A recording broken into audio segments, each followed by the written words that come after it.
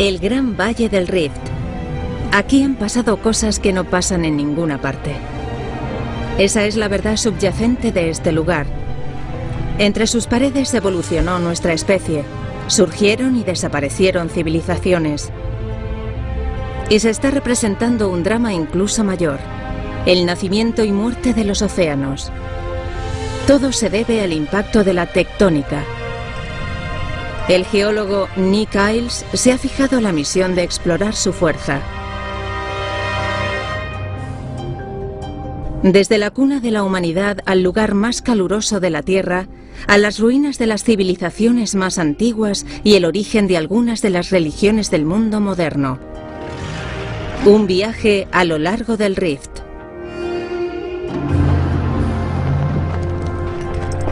Hay algo primitivo en estar aquí arriba y asomarse a las profundidades de la Tierra. ¡Madre mía! Es una experiencia absolutamente fantástica, no solo como científico, sino como ser humano.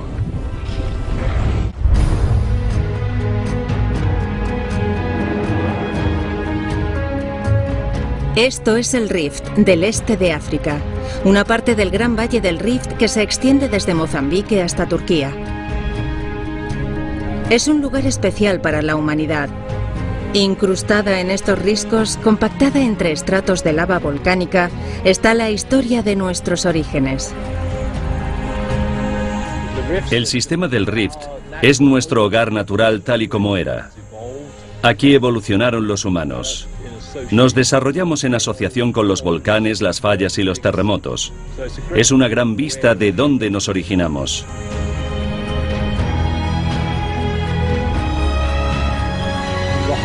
Todo el paisaje está cubierto por gruesas capas de ceniza, y eso es bueno, porque las capas de ceniza contienen los restos de los primeros humanos y sus antepasados, y proporcionan un marcador preciso del horizonte del tiempo.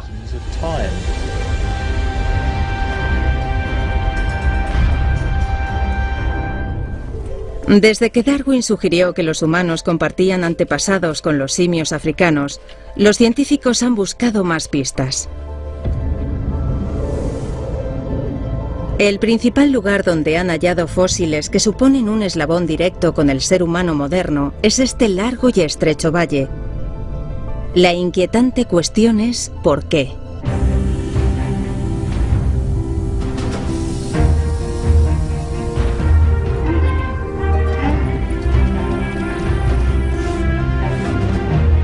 El geólogo canadiense Nick Iles intenta comprender cómo está ligada la historia humana a la geografía del Gran Valle del Rift. Comienza su viaje en Kenia para explorar la teoría de que el Rift fue el catalizador de la evolución humana. Se reúne con el geólogo alemán Martin Traut. Traut ha pasado su carrera fechando sedimentos y cotejándolos con cambios evolutivos.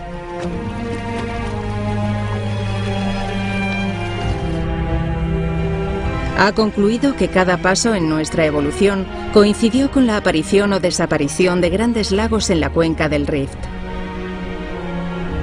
Si hay grandes acontecimientos en la evolución humana que se producen en épocas en que había grandes lagos por todas partes, seguramente constituye una prueba de que existe un vínculo entre los cambios climáticos y medioambientales y la evolución de los primeros humanos.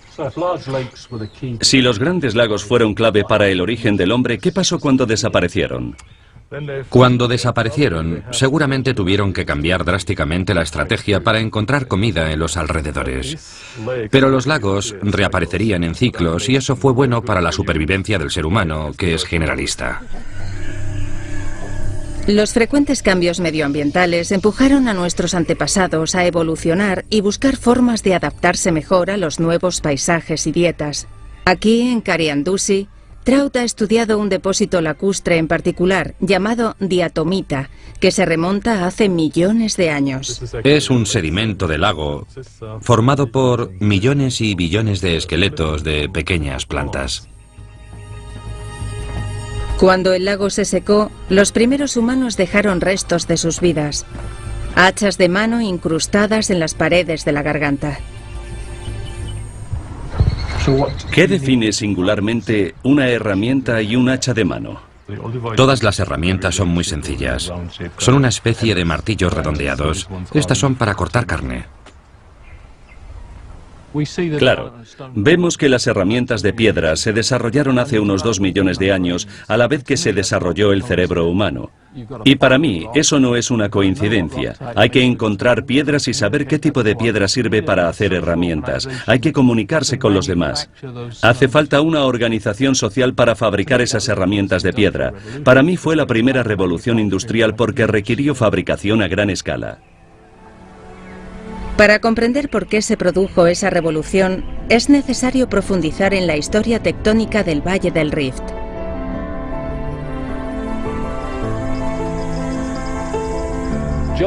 Los geólogos vienen al Rift del este de África porque es la mayor falla que afecta a cualquier placa del planeta. Es una enorme herida que se está abriendo. La herida surgió porque la placa africana se encuentra sobre una enorme fumarola de magma que está fundiendo lentamente la corteza, provocando que se tense y se raje. En los bordes de la roca caliente se elevan altas protuberancias.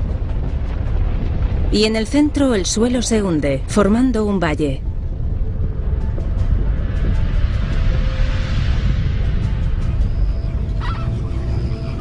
Durante los últimos 3 millones de años, repetidas y rápidas alteraciones del clima, de húmedo a seco, provocaron la formación y desaparición repentina de grandes lagos.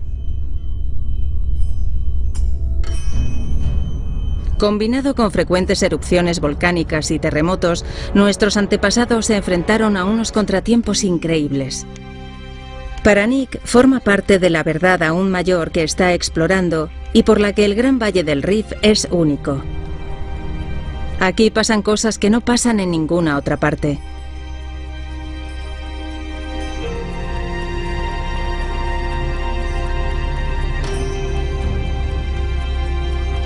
Uno de los grandes hallazgos de la geología en los últimos 40 años es que los océanos vienen y van igual que los supercontinentes se forman y se descomponen. Pero, ¿cómo se separan los continentes y se forman nuevos océanos?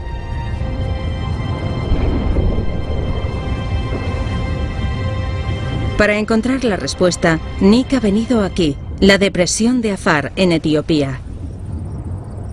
La depresión de Afar constituye uno de los paisajes más dramáticos de la Tierra. Poca gente vive aquí y menos aún la visita. Pero para los geólogos como Nick Iles es Shangri-La. Es un lugar fantástico.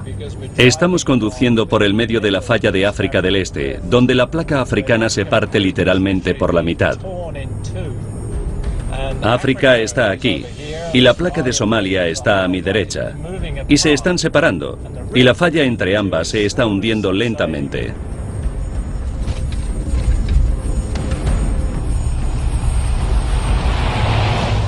Este proceso tectónico lleva en marcha 30 millones de años. Pero Afar es un lugar tan remoto que los geólogos han eludido su importancia hasta hace poco.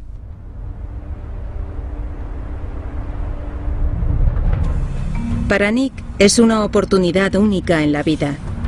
Su destino final es un volcán llamado Erta Ale, o montaña humeante en el idioma local. Para llegar allí, primero tiene que cruzar el desierto de Danakil.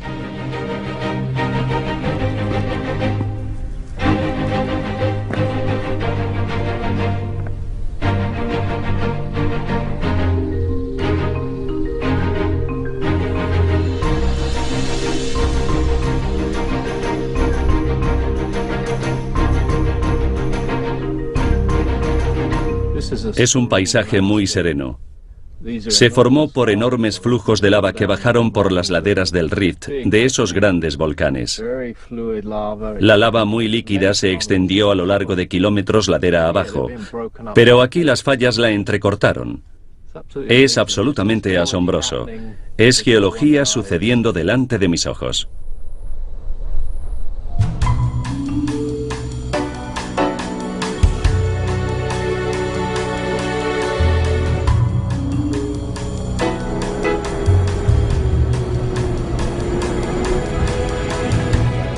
A la mañana siguiente se acaba el asfalto y Nick retrocede en el tiempo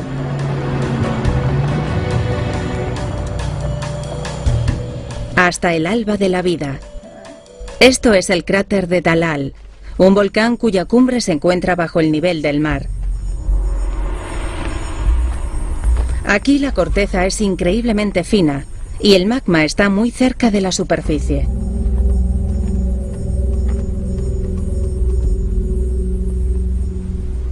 Lo singular de este lugar es que la actividad volcánica interactúa con los gruesos depósitos de sal. La vida primigenia debió prosperar en entornos como este hace 4.000 millones de años. Lo primero que llegan son los fluidos calientes que migran hacia arriba desde el magma. Luego están esa especie de pequeñas chimeneas y hermosas industriales que perforan la sal. El agua caliente que sube arrastra minerales que contienen azufre de hermosos colores y bacterias muy básicas, verdosas y azuladas que adoran estas aguas calientes. Esas sencillas bacterias de colores son la forma de vida más antigua de la Tierra. Puede que esto sea una visión de la primitiva Tierra. Debajo de toda esta zona hay lo que se denomina una fumarola del manto, una enorme masa de roja plástica, al rojo vivo, que se eleva desde el manto, choca con la base de la placa africana y la empuja, separándola en dos.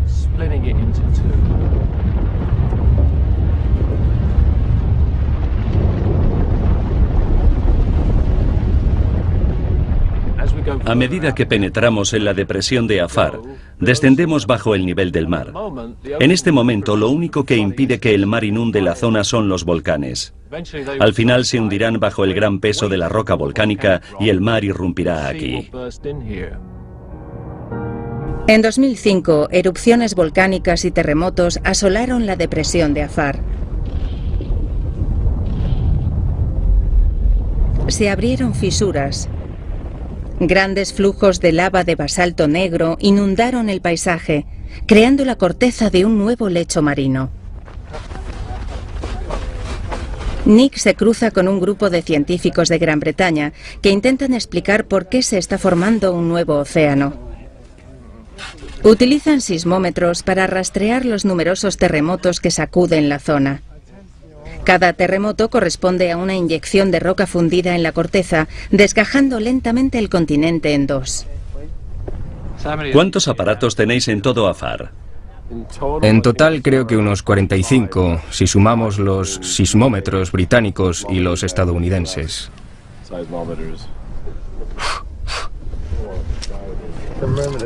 El momento de la verdad. En esta zona en concreto, el eje principal del rift lo forman los volcanes de Ler Taale y de Tatali. Se desvía bruscamente hacia el oeste y luego más lejos hacia el sur. Hay un eje de falla muy bien definido. Entonces estáis justo al principio de este nuevo océano. Sí. La depresión de Afar evoluciona con cada acontecimiento geológico.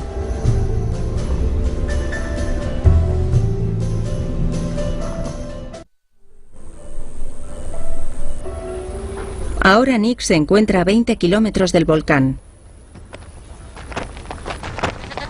Su guía, Solomon Berre, le lleva a conocer a una gente extraordinaria en un pueblo llamado Ali Abdallah. ¿Cómo se vive en un enorme mar de lava?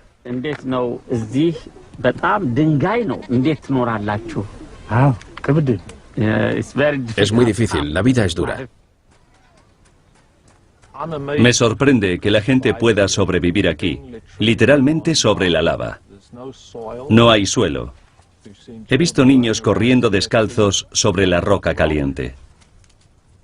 Es asombroso. Es su casa. Y aquí la gente lleva viviendo millones de años, porque es donde se han encontrado algunos de los fósiles de prehomínidos más antiguos. Así que aquí existe una continuidad de la vida en este entorno extremadamente árido y hostil. Por fin, el Ler Taale. No es muy alto ni impresionante porque es un volcán en escudo. Los volcanes en escudo no estallan. En su lugar, su lava es muy líquida y fluye como la sangre a lo largo del paisaje.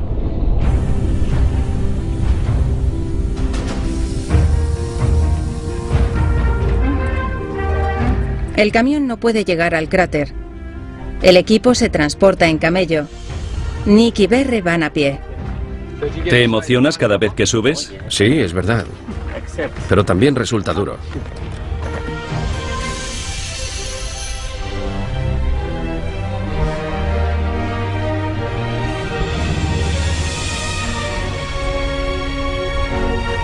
Vaya, fíjate en eso, es asombroso, ¿verdad? Un gran mar de lava.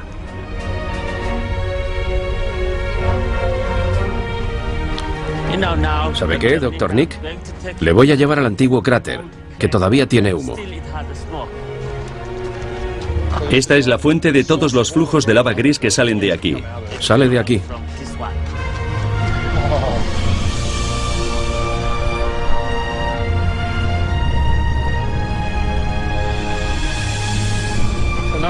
Es otro cráter, pero está muerto.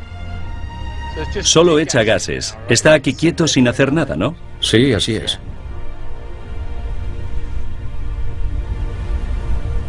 Es la fase final de la muerte de un volcán. Emite azufre y nos encontramos con gran cantidad de gases. Los gases están cocinando la roca. Hace unos años era lava dura, pero ahora está podrida. La ha podrido el gas que la atravesaba. Es una fase muy importante de la actividad volcánica porque emite minerales muy raros. El otro cráter del Ertaale sigue vivo y los lagos de lava activos son extremadamente raros. Solo hay 4 en el mundo. Para mí es el santo grial, porque nunca había visto un lago de lava fresca. Es lo máximo en materia de volcanes. El ascenso de 30 minutos hasta el lago de lava es peligroso. Berre quiere evitar el calor del día, pero llegar antes de la puesta de sol. Es bastante inestable, ¿no? Sí, lo es. Sobre todo de noche, es muy peligroso. Sí, y ahora estamos en uno de los principales flujos de lava. Es como caminar sobre hielo muy fino. Parece sólido, pero en realidad es una capa muy fina que nos aísla de la lava al rojo vivo, que surca los túneles de debajo y alimenta las fuentes de los flujos. Así que tenemos que avanzar con mucho cuidado, porque podemos caer en uno de los túneles abiertos.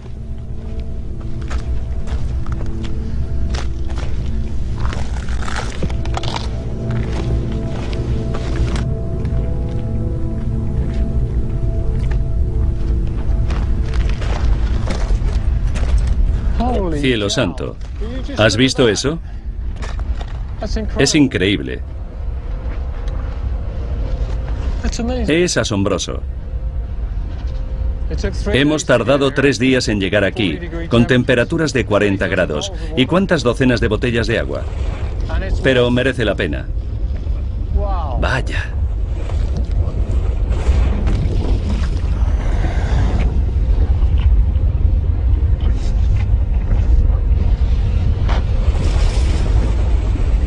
Se pueden ver las capas enfriadas y el magma ascendente entre ellas.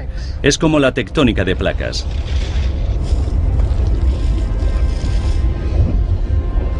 Los geólogos siempre buscamos ejemplos a pequeña escala para explicar lo que sucede a nivel global. Y aquí tenemos el ejemplo perfecto de la tectónica de placas a pequeña escala. Podemos ver islotes gris oscuro que son como los continentes, separados por grietas de un rojo intenso, por donde está subiendo el nuevo magma que obliga a los continentes a separarse. Las enormes burbujas que se forman de vez en cuando son dióxido de azufre, que asciende desde las profundidades.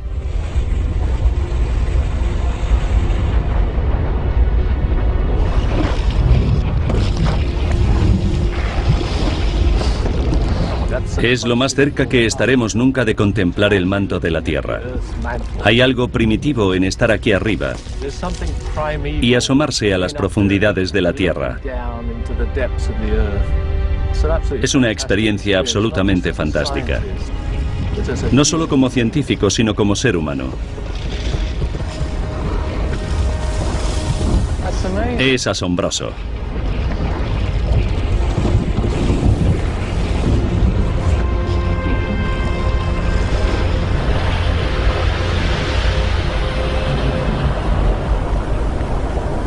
Lo que Nick vio a pequeña escala en el lago de lava ocurre a gran escala a lo ancho del Danakil. He visto muchas rocas y paisajes en todo el mundo, pero este es el ejemplo más claro que he visto de este tipo de formación tectónica. Se ven unas grietas largas y oscuras que se extienden a lo lejos, hasta ese pequeño volcán. Allí hay un cráter, y luego uno grande en la distancia. Esto marca el borde de la placa africana a mi izquierda y la placa de Somalia a mi derecha. Ambas se están separando como resultado del magma que sube por las fisuras y las empuja a alejarse. Es absolutamente fantástico.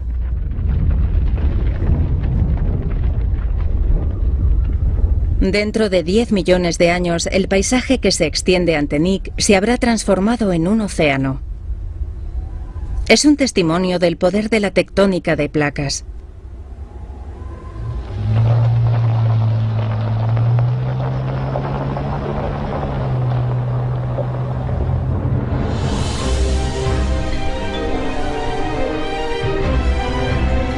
Ahora Nick se marcha del Afar y se dirige al norte, a las tierras altas de Etiopía, para explorar cómo la geología del Rift inspiró algunas de las primeras civilizaciones del mundo.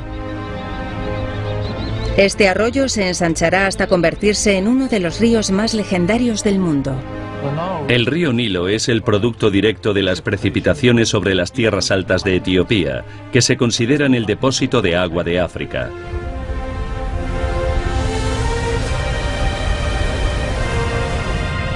La lluvia fluye hacia el este y luego hacia el norte. Sin el Rift, el Nilo no existiría. Desde Etiopía, Nick sigue el Nilo hasta Egipto.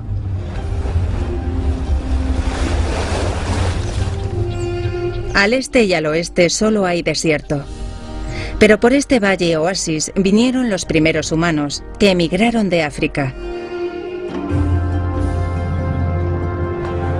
Hace 6.000 años este valle presenció el comienzo de una de las primeras civilizaciones del mundo.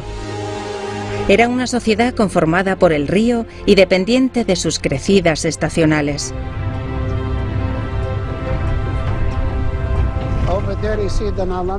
Allí está el nilómetro, que mide el agua con los escalones que se introducen en el agua y las marcas que hay en la pared. Al medir la altura del río, los sacerdotes podían predecir los potenciales niveles de las crecidas y evaluar la tierra que se podía cultivar. Podían predecir las crecidas gracias a esto. Si estaba alto, la crecida sería buena. Todo el mundo ganaría mucho dinero y recaudarían más impuestos. Si era baja, venía una mala época y no se podían cobrar tantos impuestos. Exacto, era la principal fuente de ingresos de los sacerdotes y el rey. Con este simple instrumento, por burdo que parezca, ejercían su poder. Y ese poder se expresó en enormes estructuras de piedra.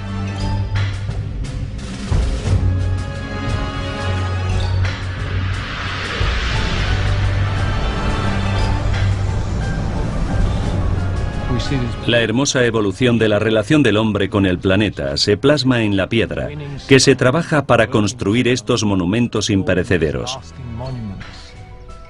Yo considero al antiguo Egipto como la segunda revolución industrial. El poder de lo que se llamaba el Alto Egipto descansaba aquí, en el templo de Luxor.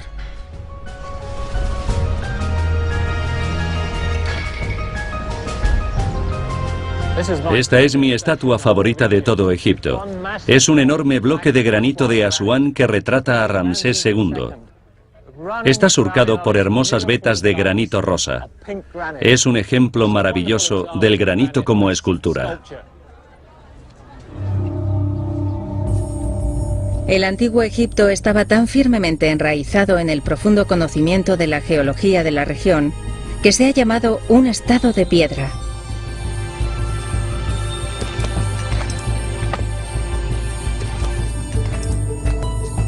Esta cantera de piedra caliza lleva miles de años en funcionamiento.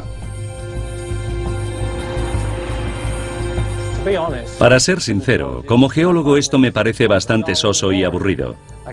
No encuentro estructuras sedimentarias, fósiles, ni variaciones de color que me indiquen cómo se depositó esta roca.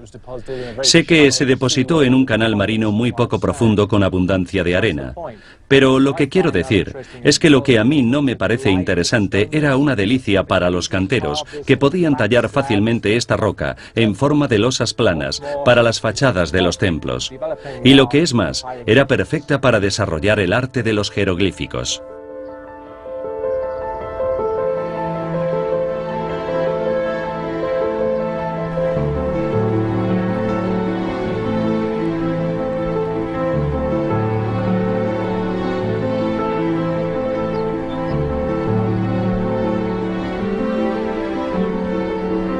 Los monumentos más apreciados del antiguo Egipto son los obeliscos. Tallados en granito rojo procedente de las cercanías de Asuán, todo el mundo se los llevó de Egipto, desde los romanos a Napoleón. Un obelisco, sin embargo, nunca salió de la cantera. Este es el obelisco inacabado de Asuán y se nota que quisieron batir la plusmarca mundial cuando intentaron sacarlo de la cantera. Este pedazo de granito rojo de 11.000 toneladas y 42 metros de largo es un tercio más grande que cualquier otro obelisco que se sepa que se haya erigido. El granito de Asuán tiene fracturas naturales. E igual que los carpinteros trabajan con los nudos de la madera, a los canteros de Egipto se les daba muy bien utilizar esas fracturas gigantes. Esta hermosa pared lisa es una fractura que recorre toda la cantera. Todavía se ven las marcas del agrimensor en las paredes laterales. Esta es la razón por la que el obelisco continúa en la cantera. Las grietas se abrieron justo cuando estaban empezando a hacer palanca para sacarlo. Normalmente se les daba muy bien sacar bloques enormes entre las juntas que afectaban a todo el sistema de granito. Pero este era tan largo que tuvieron que pisar algunas juntas y se abrieron de repente. Así que fueron derrotados por la tectónica de placas. Lo extraordinario de los antiguos egipcios no es solo su maestría en la construcción en piedra. También fueron los primeros que desarrollaron una religión altamente sofisticada, basada en la creencia en la vida eterna. Es un ejemplo interesante de cómo una nueva ciencia, en este caso la geología, surgió de una religión y de la necesidad de inmortalidad y monumentos imperecederos. Fue un cambio profundo en la forma en que el hombre se relacionaba con el planeta. Exploraron el universo mentalmente en términos de su religión, pero también exploraron el suelo y cambiaron a fondo el modo en el que el hombre contemplaba las rocas. Y trazaron los primeros mapas geológicos hace 3000 años. Eran muy exactos. Excavaron minas y enviaban enormes expediciones de prospección de hasta 10.000 personas para buscar minerales, y todo ello por su necesidad de inmortalidad.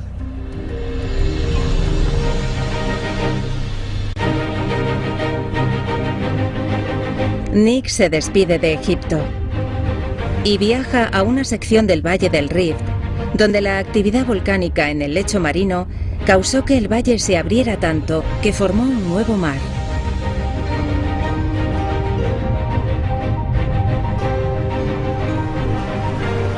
Es un mar muy joven.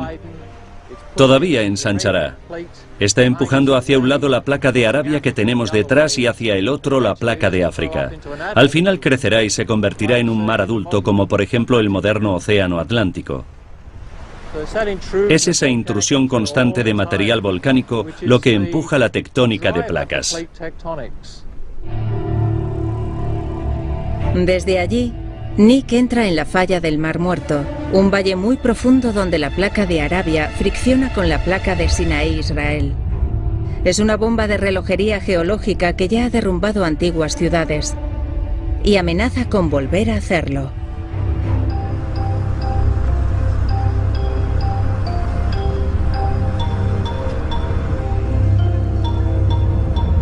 Es el paisaje clásico de Lawrence de Arabia, la topografía típica. Esta es la placa de Arabia, que está profundamente mellada por la erosión.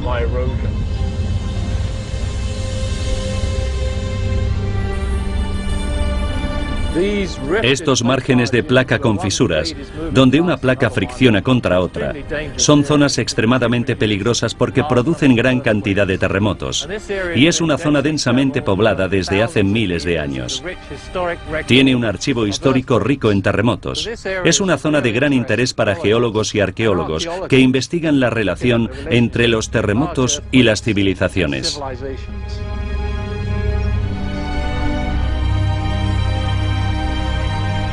Nick se reúne con uno de los mayores científicos en el campo de la sismología, el geólogo israelí Shmuel Marco. Marco combina la arqueología y la historia con sus propios hallazgos geológicos para crear una base de datos de actividad sísmica en Oriente Medio. Son inscripciones con 2000 años de antigüedad. Sí, inscripciones nabateas. Han acudido a la legendaria ciudad de Petra. Hace 2000 años era la capital comercial de los nabateos. Mercancías de lugares tan lejanos como China y Roma pasaban por aquí. Pero lo que más intriga a los científicos es el extraordinario uso de la roca de los nabateos. La gran entrada de Petra está a lo largo de una grieta muy estrecha. Es una grieta que se abrió por la erosión del agua. El Siq, como se denomina, era originariamente una pequeña fractura que se produjo cuando la placa de Arabia se desgajó de la placa de África. Así que la falla del Mar Muerto fue esencial para la fundación de Petra. Sí, formó este relieve, esta topografía. Sin ella tendríamos una superficie llana, tal como era antes de la creación de la falla. Entonces es una ciudad realmente tectónica. La gran entrada. Sí, esta es la primera impresión que tienes cuando llegas a Petra. Aprovecharon la grieta en la pared. Petra se abandonó alrededor del año 500. Lo único que queda hoy son los palacios, templos y tumbas tallados en las paredes de roca. Lo que había construido entre las paredes del valle es un misterio. ¿Fue destruido por terremotos?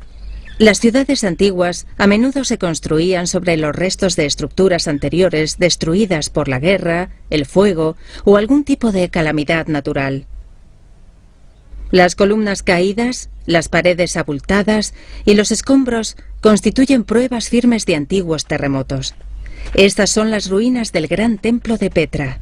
Lo complicado es identificar positivamente los daños de los terremotos y averiguar su fecha exacta, ¿no? Sí, por ejemplo aquí. Fíjate, sabemos que este edificio se construyó en el periodo nabateo. Las columnas son tan robustas que es imposible que se cayeran naturalmente sin empuje horizontal. Llevamos más o menos solo un siglo registrando terremotos mediante sismógrafos modernos.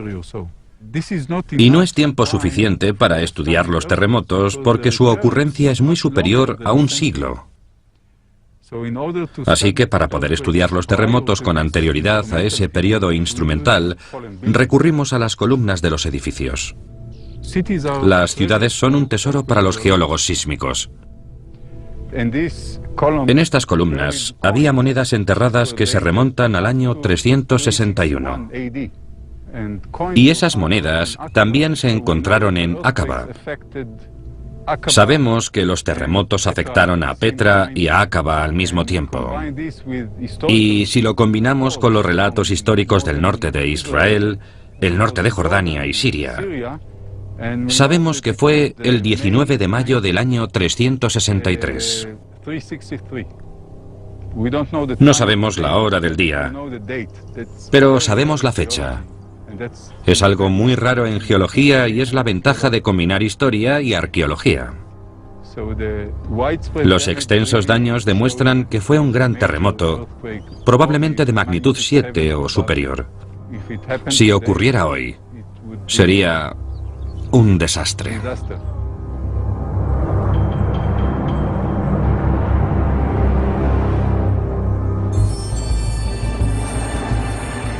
Desde Petra, Nick viaja al norte, a la tierra de Cananea, el moderno Israel. Ahora mismo estoy flotando en el Mar Muerto, a 420 metros bajo el nivel del mar. Es uno de los lugares más salados del planeta, porque estamos en la falla del Mar Muerto. Eso de allí es Israel, y eso de allí es Jordania, al otro lado de la falla. Ambos avanzan hacia el norte, pero a ritmos distintos. Esta zona se está separando lentamente. El nivel del Mar Muerto era mucho más alto en el pasado. Los gruesos sedimentos ahora expuestos son un tesoro para los geólogos. Estos son los depósitos del fondo del antiguo Mar Muerto, a un nivel mucho más alto que el mar actual. El lago, el Mar Muerto, que ahora es un pequeño lago, cubría 220 kilómetros desde el mar de Galilea hasta el centro del valle de Áraba.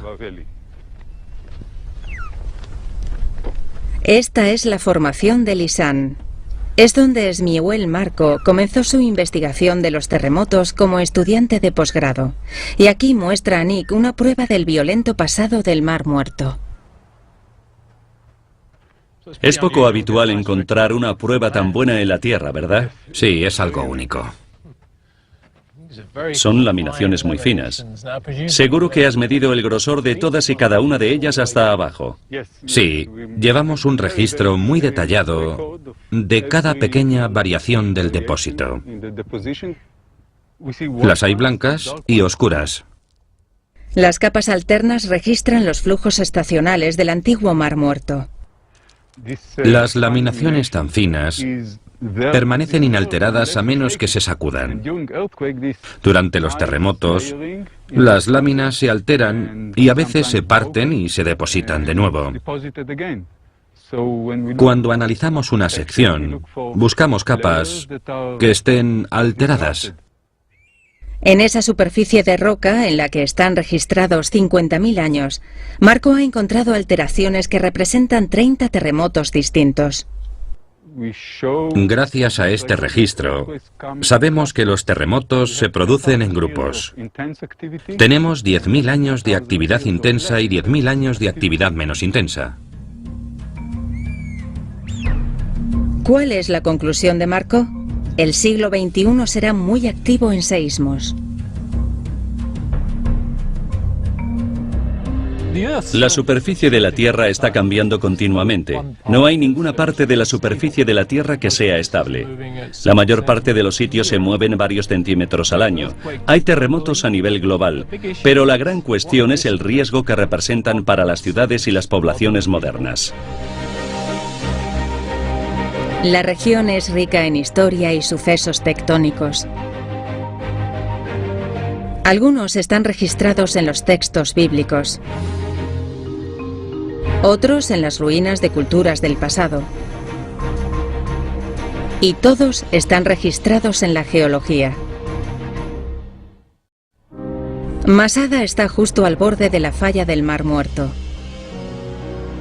A 400 metros de altura, rodeado de valles, su emplazamiento hizo al fuerte un bastión casi inexpugnable para los rebeldes judíos que lucharon contra los romanos en el siglo I. Bueno, esto de aquí es un campamento romano y eso de ahí es otro. Sigue colina arriba. En lugar de rendirse, los judíos se suicidaron en masa. Pero Nick quiere ver el subtexto geológico de esta historia. La ciudad fue construida principalmente por el rey Herodes, pero se abandonó cuando quedó destruida en gran parte por un terremoto. Tienes 3 series de pruebas que apuntan a un terremoto, ¿verdad? Sí, tenemos pruebas arqueológicas en forma de paredes derrumbadas. Todas estas paredes eran parte de un almacén del rey Herodes. Se ve que siguen alineadas, pero en el suelo. Se desplomaron en el terremoto del año 31. Restos del mismo terremoto quedaron registrados en los sedimentos deformados que se hallan en la formación de Lisán, que proporcionan una prueba geológica de la fecha del suceso. Los romanos tardaron varios meses en conquistar Masada. El terremoto tardó unos pocos segundos.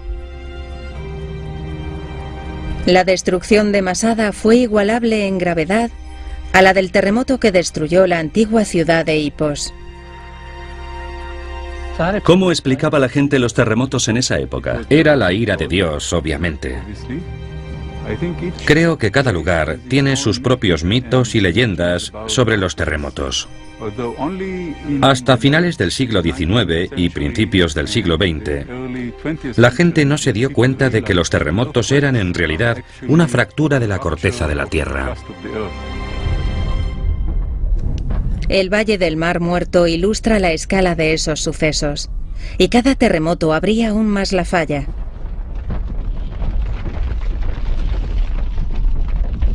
Parece inocuo, pero el río Jordán fluye a lo largo de los bordes de las placas de Israel y Arabia. El escenario puede parecer pacífico, pero el río divide uno de los territorios más disputados del planeta, tanto ahora como en el pasado más remoto. Esta ruina fue una vez una fortaleza cruzada. Su historia nos habla tanto de guerra como de geología. Este muro es una prueba excelente de una antigua fractura a lo largo de la falla del Mar Muerto. Ciertamente, la pared se levantaba aquí. Y después de un terremoto quedó allí. Sabemos que la primera piedra se puso en octubre de 1178. Y el terremoto fue el 20 de mayo de 1202. Fue incomparable a ningún otro terremoto conocido. El terremoto de 1202 se hizo notar en lugares tan lejanos como Irak, Sicilia, Turquía y Egipto. Fue el mayor terremoto que ha azotado Oriente Medio en los últimos 3000 años. Y la falla se encuentra justo debajo de la fortaleza.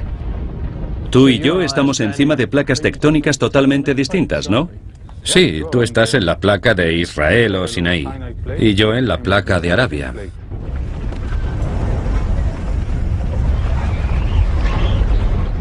Y esto no ha vuelto a moverse desde entonces. ¿Significa que las placas donde estamos tú y yo están atascadas?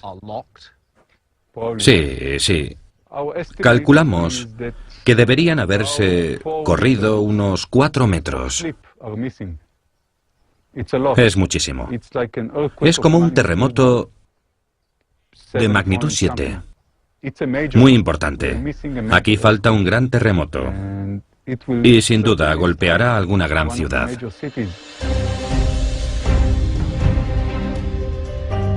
Entre los científicos existe el consenso de que pronto se producirá otro terremoto. Todas las grandes ciudades de la región están en la zona de daños de un potencial terremoto. Los terremotos no discriminan. Azotarán por igual a sirios, israelíes, jordanos, palestinos y libaneses.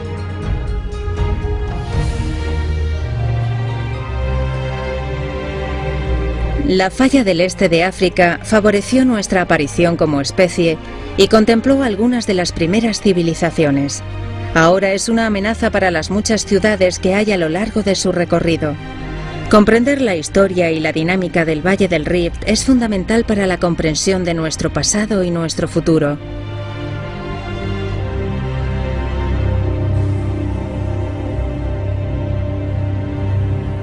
El viaje de Nick termina en la costa del mar Mediterráneo.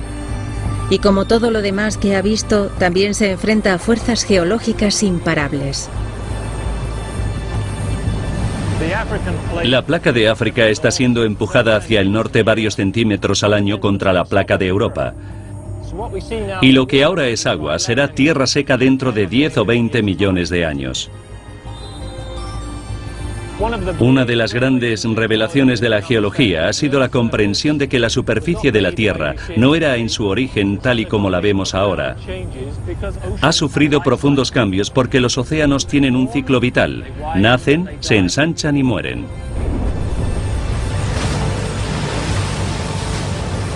Para la gente que sabe leer en las rocas, el Gran Valle del Rift ilustra la fuerza de ese ciclo tectónico mejor que ningún otro lugar de la Tierra.